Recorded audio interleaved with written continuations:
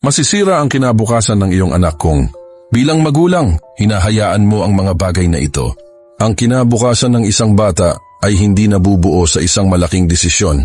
Nabubuo ito sa maliliit na bagay na pinapayagan natin araw-araw. Una, huwag ibigay ang lahat ng gusto nila. Kailangan nilang matutong maghintay at pahalagahan ang mga bagay na kanilang natatanggap. Ikalawa, huwag gawing biro ang kawalang galang. Ang ugaling hinahayaan ngayon ay maaaring maging bahagi ng kanilang pagkatao habang sila'y lumalaki.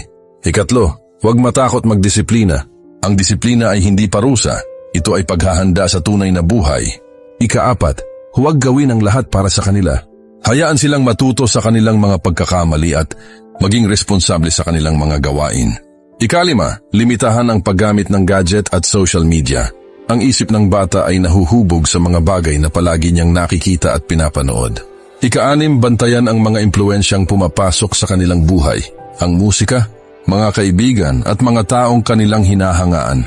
Ikapito, huwag basta magbigay ng pera nang hindi itinuturo ang halaga ng pagsisikap. Mas pinahahalagahan ng bata ang mga bagay na pinaghihirapan.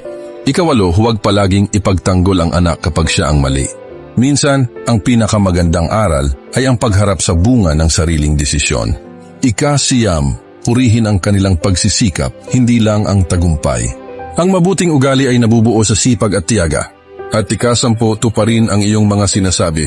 Ang magulang na may paninindigan ay nagtuturo ng tiwala at paggalang.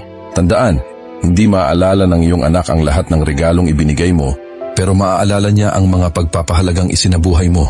Ang pagmamahal na may disiplina ang naghahanda sa isang bata para sa buhay. Dahil balang araw, wala ka na para gumawa ng mga desisyon para sa kanya. Ang pinakamahalagang regalo na may bibigay mo ay ang kakayahang piliin ng tama kahit wala ka sa kanyang tabi.